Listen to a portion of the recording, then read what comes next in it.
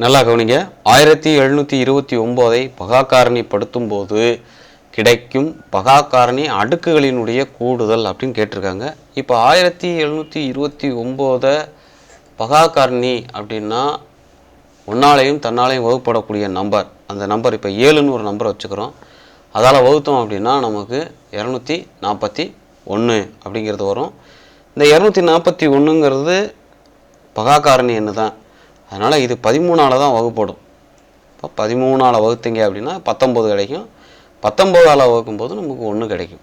இப்போ நல்லா கவனிங்க, கேள்வியை கவனிங்க. பகாக்காரணி அடுக்குகளையும் கூடுதல். இப்போ 7 பவரில் 1 அப்படின்னு இருக்குன்னு அர்த்தம். அதே மாதிரி 13 பவரில் 1 இருக்குது, 19 பவரில் 1 இருக்குது.